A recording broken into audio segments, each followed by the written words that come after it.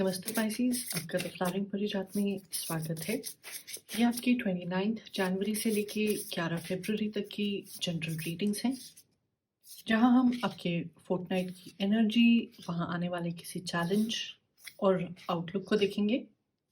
साथ ही एक कार्ड किसी तरह की मेंटल एड या मंत्रा के लिए और एक कार्ड आपके एक्शन के लिए। तो इस फोर्टनाइट आपको किसी तरह का कोई डिसीजन लेना है जहां आपको दिक्कत आ रही है, क्योंकि एक ऑप्शन शायद से आपके लिए बहुत फ़ेमिलियर है, आप उसको बड़ी साफ-साफ देख सकते हैं। मगर जो चीज़ आपके लिए शायद सही है, जो ज़्यादा पोटेंशियल रखती है और आपको लाइफ़ में आगे लेके जाती है, वो थोड़ी-सी धुंधली-सी है या कन्फ्यूज़्ड है। और 2 सोर्स के साथ आपके पास 3 पेंटिकल्स के कार्ड आए हैं। तो इस फोर्टनाइट में सोच और एक्शन, यानी कि आइडियाज़ और प्रैक्टिकल स्टेप्स का अच्छा खासा मिक्सचर होना चाहिए। तो शुरू करते हैं आपके फोर्टनाइट की एनर्जी से, जहाँ कार्ड आया है टू ऑफ सोर्ड्स। तो जो सोर्ड्स का सूट होता है, ये सूझबूझ का, इंटेलिजेंस का, कम्युनिकेशन का सूट होता है। तो इस फोर्टनाइट शायद से आपको 2 लोगों के बीच में, 2 जॉब ऑफर्स के बीच में, एक पुरानी जगह रुकने और नई जगह जाने के बीच में डिसीजन लेना है। आप कुछ करना चाहते हैं, कुछ अचीव करना चाहते हैं, पर वो चीज़ क्या है, वो आइडिया क्या है? या तो आप दूसरों को समझा नहीं पा रहे हैं, या आप ही के दिमाग में वो जो आइडिया है, अभी तक एक क्लियर फॉर्म में, एक प्रॉपर फॉर्म में सामने नहीं आया है।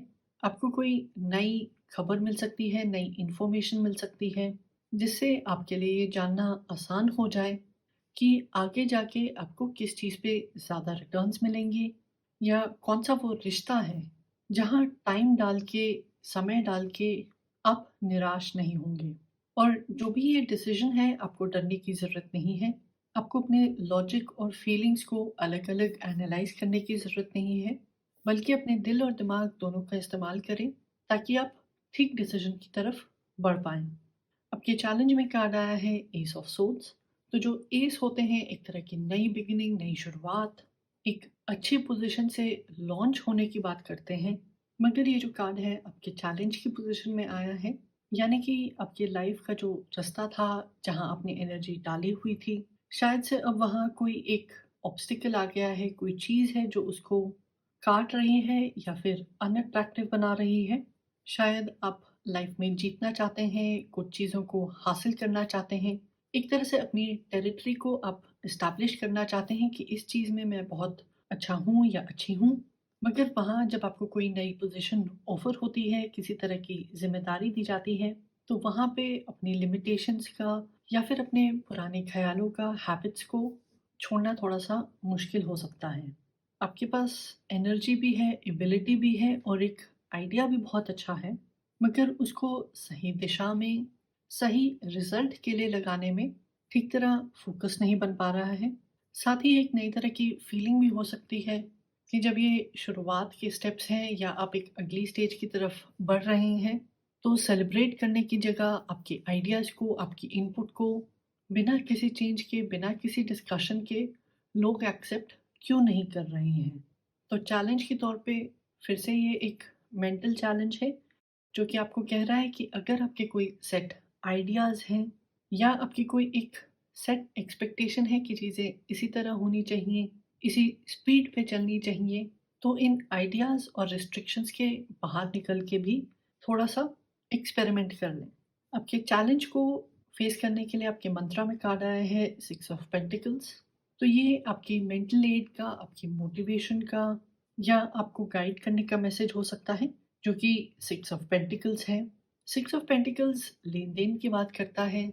कहता है कि कहीं से आपको कोई इन्फॉर्मेशन मिलती है, आपके आइडिया से भी बेटर एक आइडिया मिलता है, आपके तरीके से ज़्यादा इफ़ेक्टिव, ज़्यादा तेज़ या शायद से ज़्यादा इफ़ेक्टिव मगर स्लो तरीका मिलता है, तो उसको भी कंसिडर करें। और ये जो 3 एनिमल्स हैं बेसिकली गार्ड पे हैं, क्योंकि इनके जो दोस्त हैं वो खाना ढूँढने निकले हुए हैं। तो ये कार्ड आपको बताना चाहता है कि हर किसी का एक प्रोजेक्ट में, एक समाज में रोल होता है, और ज़रूरी नहीं है कि एक व्यक्ति हमेशा एक ही रोल में रहे। इंसान अपने दोस्तों के साथ, फैमिली मेंबर्स के साथ अलग बिहेव करता है। एक एम्प्लॉयी अपनी पहली जॉब में कैसे बिहेव करता था, कैसे परफ़ॉर्म करता था, वो शायद से उसकी 10वीं जॉब में थोड़ा-सा अलग हो।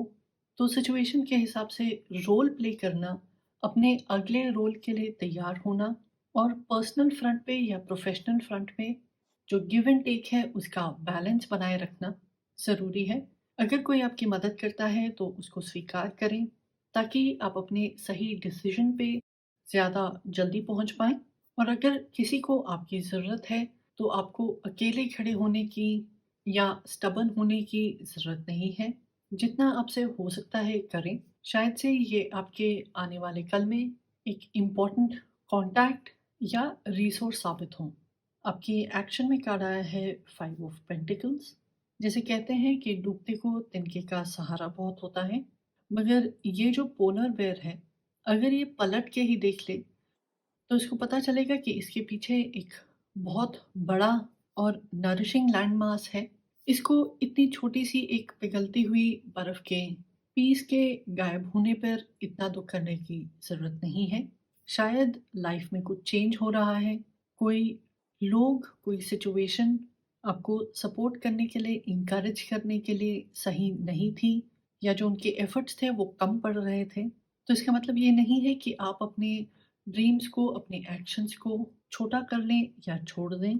तो आपकी ज़रूरत, आपकी पोटेंशियल के हिसाब से कुछ ऐसे मौके हैं जिन्हें आप तभी पहचान पाएँगे, उनका फ़ायदा तभी लेंगे, अगर आप एक नई एनर्जी को, नई दोस्ती को, नई पार्टनरशिप को, नए जॉब के ऑफ़र को हाँ कहते हैं और अपने पुराने स्किल सेट से 1 मिनट ब्रेक लेके देखें और सोचें कि इन हालात में, इन रिसोर्सेज़ के साथ आप क्या चीज़ डिलीवर कर सकते हैं।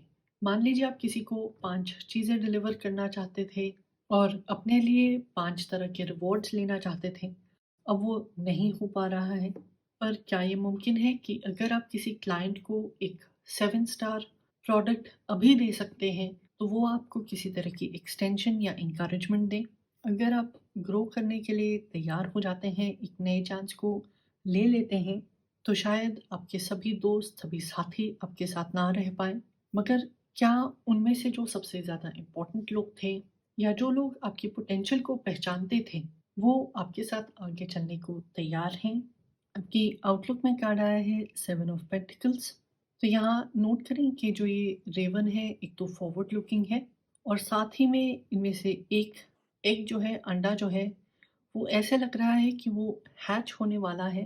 तो आउटलुक के हिसाब से ये अच्छा कार्ड है, क्योंकि जो रेवन है उसको हम सोच समझ के साथ-साथ फ्यूचर की प्रिपरेशन, यानी कि भविष्य में सिक्योरिटी हो, स्टेबिलिटी हो, अच्छी चीज़ें हों, इन दोनों डिज़ायर्स, इन दोनों विचारधाराओं के साथ जोड़ते हैं। तो ये जो आउटलुक का कार्ड है आपको कहता है कि हर चीज़ कनेक्टेड है।